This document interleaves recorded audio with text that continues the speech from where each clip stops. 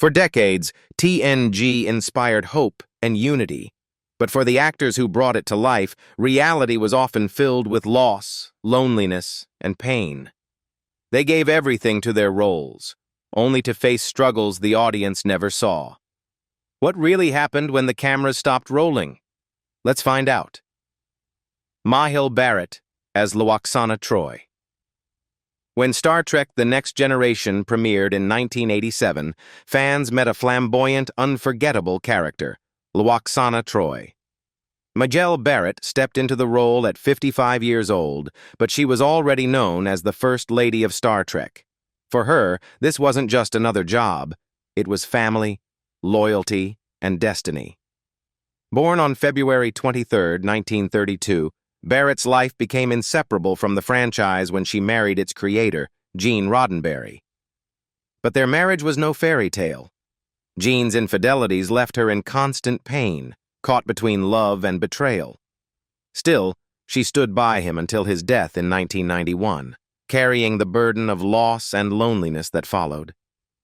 Even as she kept the Star Trek legacy alive, her own health began to collapse. Barrett battled leukemia, enduring grueling rounds of chemotherapy that drained her body and spirit. Yet she never stopped working, lending her voice as the ship's computer and appearing at conventions, masking the quiet suffering behind her public devotion. On December 18, 2008, Majel Barrett died at 76, leaving behind an estate worth around $10 million. Her ashes, together with Gene's, were sent into space on the 2024 Enterprise flight, a final voyage written in the stars. It was a symbolic ending. The woman who gave her life to Star Trek now forever journeys among the galaxies she helped inspire. Leonard Nimoy as Spock. When Star Trek The Next Generation aired in 1991, fans got a surprise.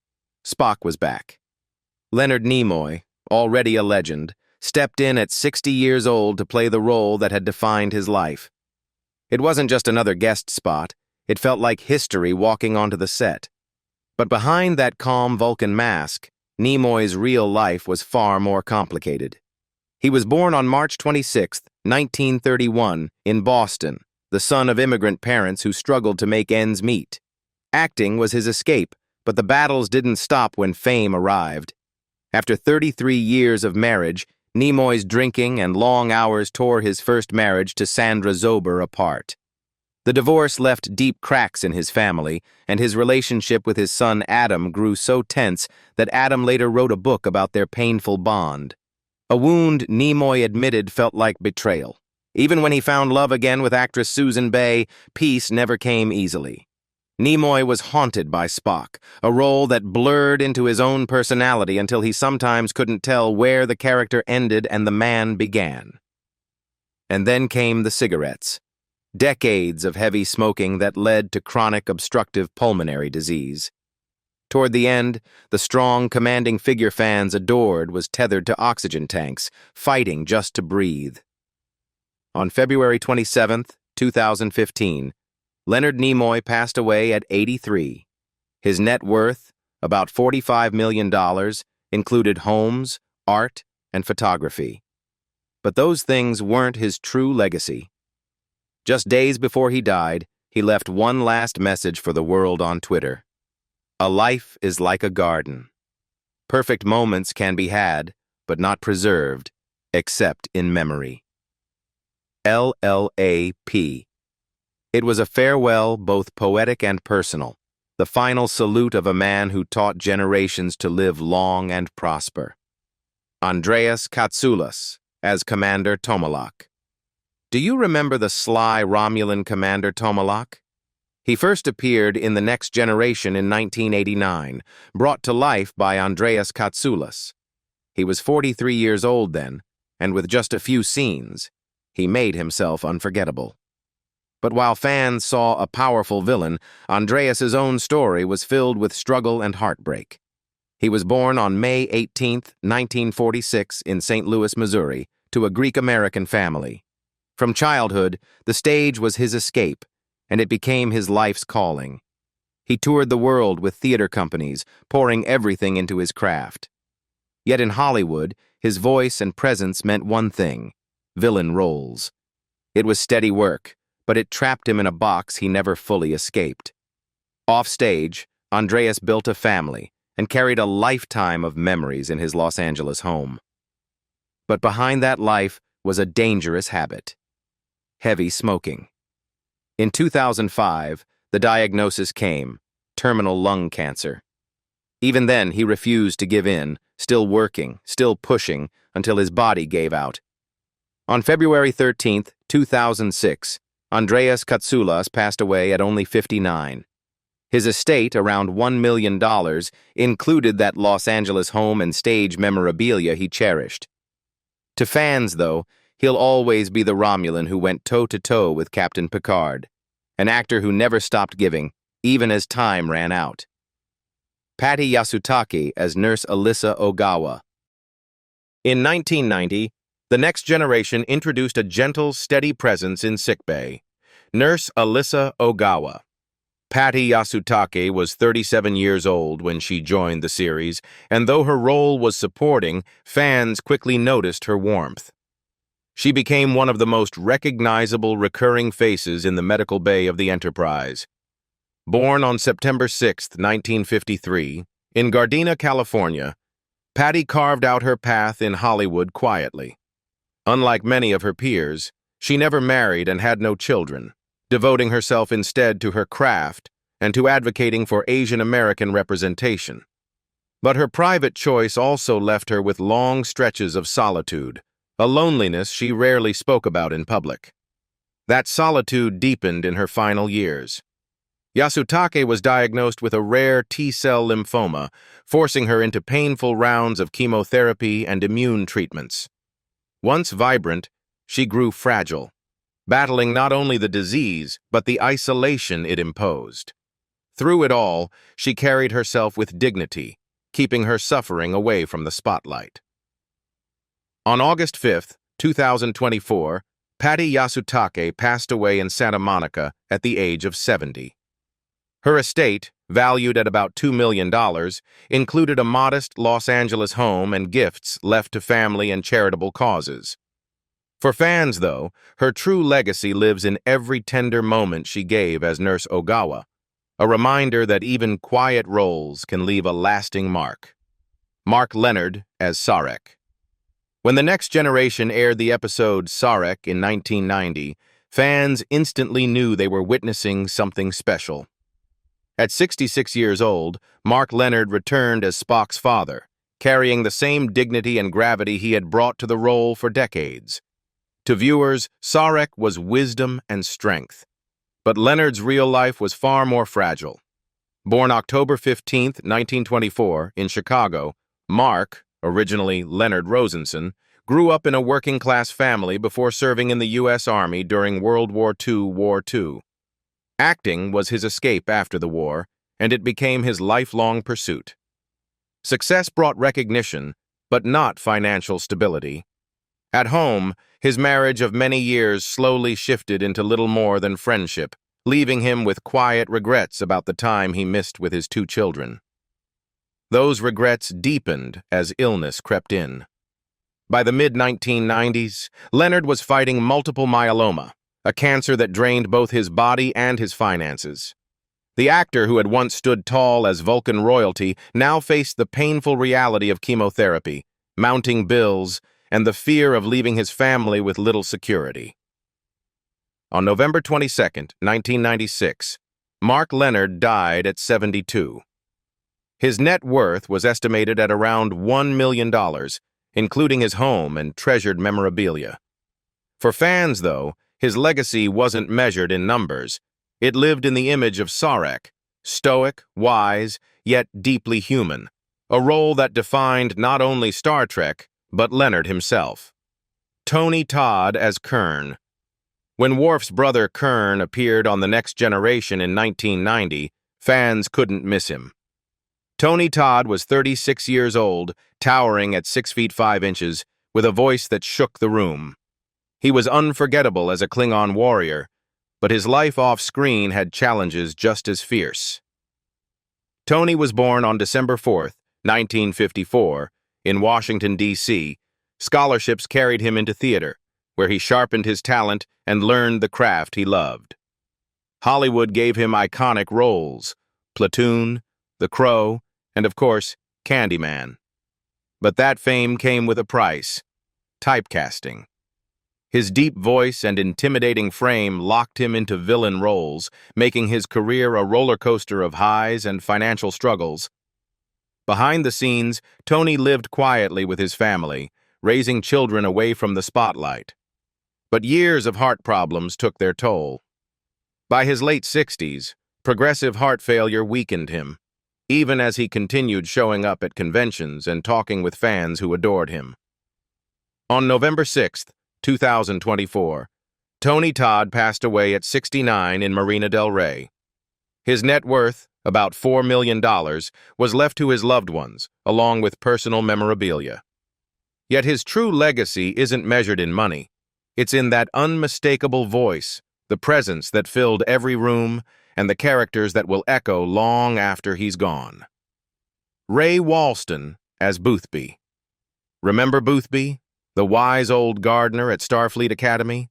He first appeared in The Next Generation in 1992, played by Ray Walston. At 78 years old, Ray gave the role a warmth and humor that fans never forgot. But his own life off-screen was far less peaceful. Ray was born on December 2nd, 1914, in Laurel, Mississippi, and built a remarkable career that spanned stage, film, and television. He won a Tony Award, became a household name in My Favorite Martian, and later picked up Emmys. But the spotlight also boxed him in. He was typecast again and again, stuck in roles that never let him stretch his full range. At home, things were no easier. His marriage, which lasted decades, was filled with tension, and his relationship with his daughter grew strained over the years. The man who made audiences smile often faced turmoil behind closed doors. In the 1990s, a new battle struck: lupus. The disease crept in quietly, then stole his strength little by little. Walston kept working, even returning as Boothby in Voyager, but each appearance came with pain. The illness left him exhausted, unable to enjoy the career he had worked so hard to build.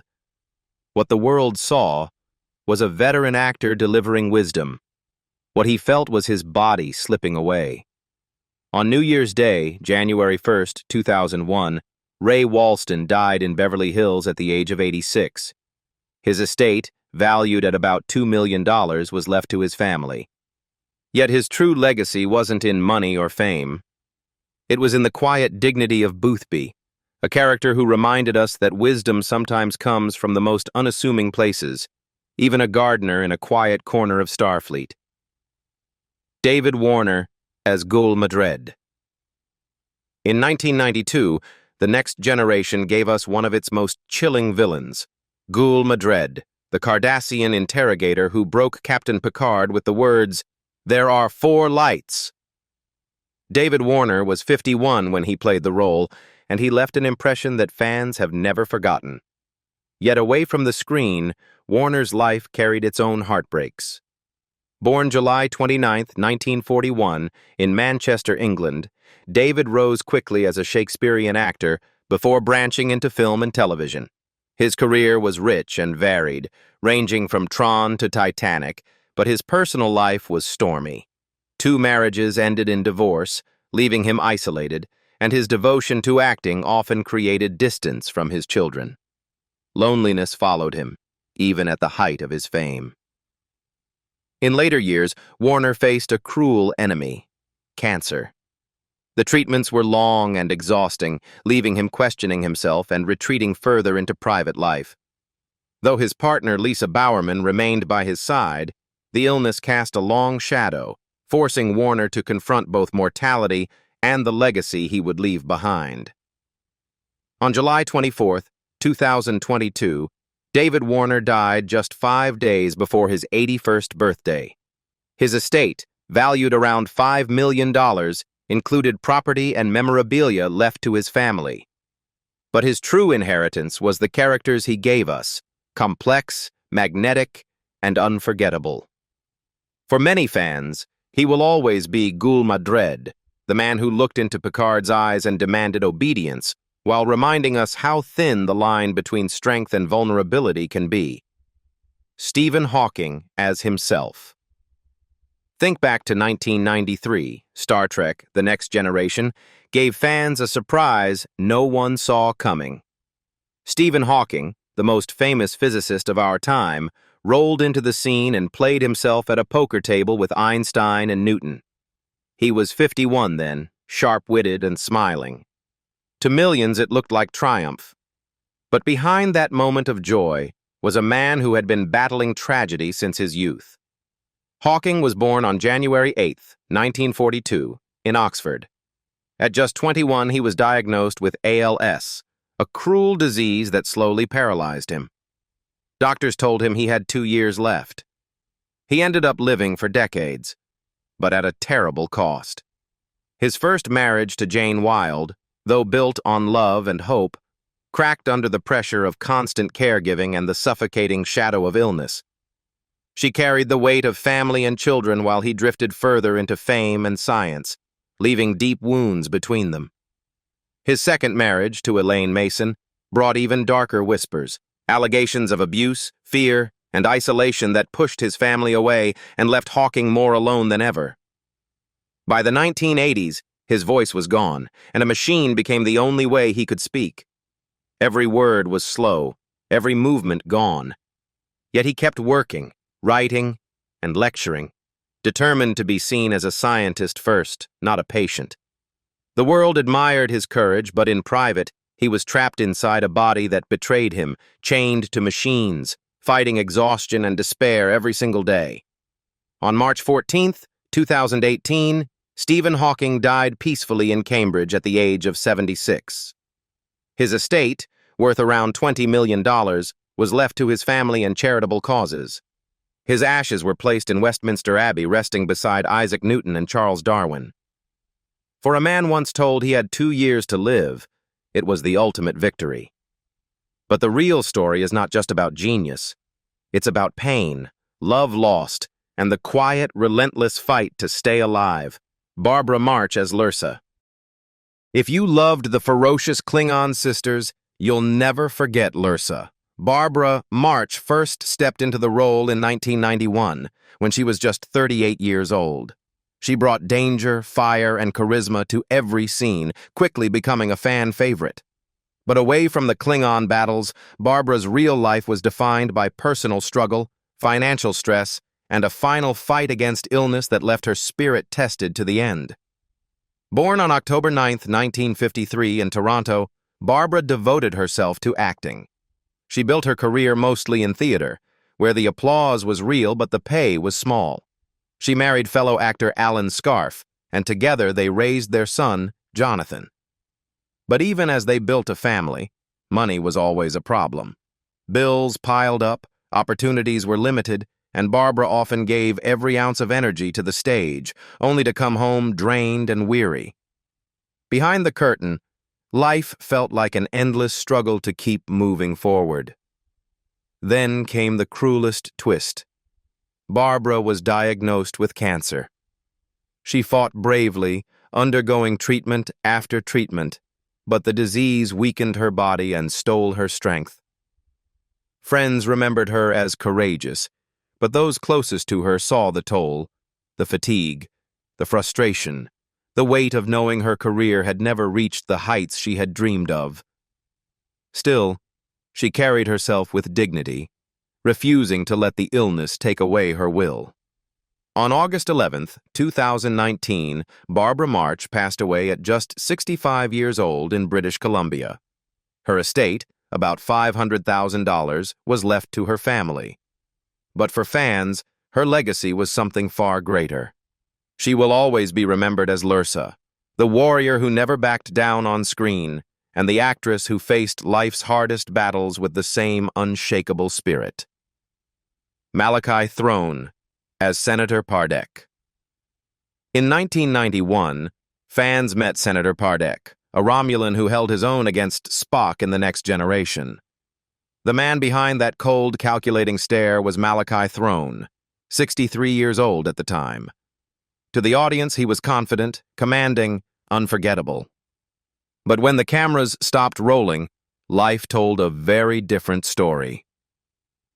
Malachi was born on December 1st, 1928 in New York City.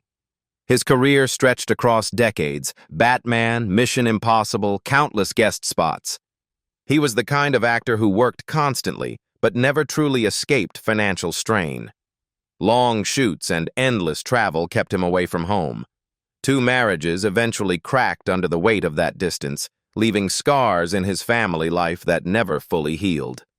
His children admired him, but the bond was tested by absence and by the simple truth: Hollywood didn't pay nearly as much as people imagined. Then came the final blow. A lifetime of smoking caught up with him, and he was diagnosed with lung cancer. The disease drained him fast. Still, he pushed on, attending conventions, signing autographs, greeting fans who saw only the strong voice and steady presence. Behind those smiles was a man who knew his time was running out, living with pain, treatment, and the quiet fear of what would happen when the curtain fell. On March 13th, 2013, Malachi Throne passed away in his Brentwood home at 84. His estate, around $1 million, was left to his family. Yet what fans remember isn't the struggle or the money. It's the voice of Senator Pardek, the character who stood toe-to-toe with Spock. For an actor who spent his life fighting typecasting, that role became a reminder that even small parts can leave a lasting mark. Mike Haggerty as Captain Larg. In 1991, fans of The Next Generation met Captain Larg, a gruff but memorable character brought to life by Mike Haggerty at just 37 years old. Audiences loved him for his comedy, but here he was, commanding on screen. Behind that mustache and warm laugh, however, Mike's life was filled with financial worry, career frustration, and a heartbreaking final chapter. Born May 10, 1954, in Chicago, Mike carried his working-class roots into every role he played. Hollywood loved casting him as the funny neighbor or the blue-collar friend. Yet that same typecasting kept him from true financial security. His marriage to Mary Catherine gave him stability, but the couple lived with unspoken regrets, most painfully, never having children. He sometimes admitted that this absence left a quiet emptiness in his life. Despite the struggles, Haggerty kept working. His face became familiar in dozens of shows and films, from Friends to Somebody Somewhere. But just as he was preparing for another season of success, tragedy struck. An allergic reaction to antibiotics caused violent seizures and a coma. The man who had made millions laugh was suddenly fighting for his life, and within days he was gone. Mike Haggerty died on April 29, 2022, at only 67 years old, just days before his birthday. His estate, around $1.5 million, went to his wife. But for fans, his true gift wasn't money or fame. It was the laughter he left behind. Every time his warm face appears on screen, audiences remember not just an actor, but a man who struggled quietly, loved deeply, and left us far too soon. Alan Scarf as Admiral Mendak. In The Next Generation, Admiral Mendak was a Romulan who radiated authority, played by Alan Scarf at just 45 years old in 1991. His voice, sharp as a blade, carried the weight of Shakespeare on a starship. But off-screen, Scarf's life was marked not by victory, but by loss and pain that cut far deeper than any role. Born June 8, 1946, in London and raised in Vancouver, Scarf built his life on the stage. He poured himself into theater, playing kings, villains, and tortured men. But his greatest role was as husband to Barbara March. For 40 years they shared life and art, until 2019, when cancer stole her away.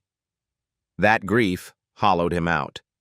Friends whispered that after Barbara's death, Alan seemed like a man living in shadows, unable to recover from the silence she left behind. Then came his own cruel diagnosis: colon cancer.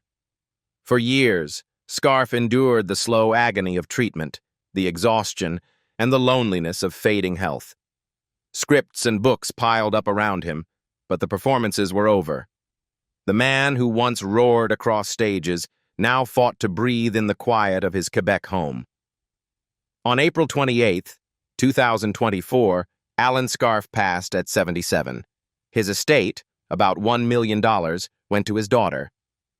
Yet fans don't remember him for wealth. They remember a man who lived with passion, loved deeply, and suffered greatly. A reminder that behind every commanding voice is a fragile heart. Richard Hurd as El Cor. Do you remember L'Cor, the Klingon warrior who appeared in The Next Generation back in 1993? He was played by Richard Hurd, then 61 years old. On screen, he looked strong and commanding, but away from the cameras, his life was filled with heartbreak, failed marriages, and a long struggle with illness. Richard was born on September 26, 1932, in Boston. His early years were marked by suffering. Bone marrow cancer nearly left him crippled, and childhood surgeries saved his legs but left scars that never fully faded.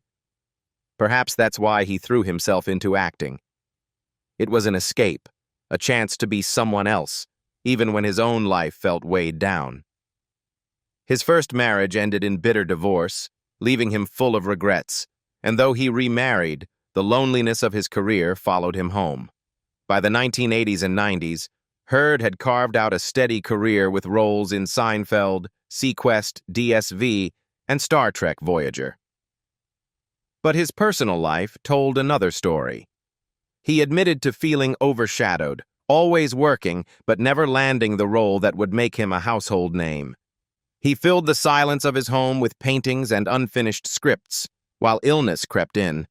Colon cancer stole his strength and his friends, leaving him increasingly isolated, even as fans still lined up to meet him at conventions. On May 26, 2020, Richard Hurd died in Los Angeles at the age of 87.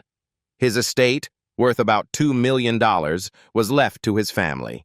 But wealth was never his legacy.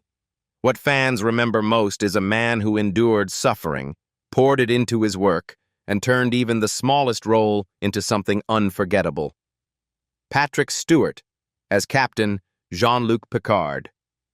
When audiences first met Captain Picard in 1987, Patrick Stewart was 47 years old, radiating calm authority as he guided the Enterprise. But while fans saw a leader of wisdom and compassion, Stewart's own life was riddled with conflict, haunted by scars from childhood, strained marriages, and the heavy cost of fame.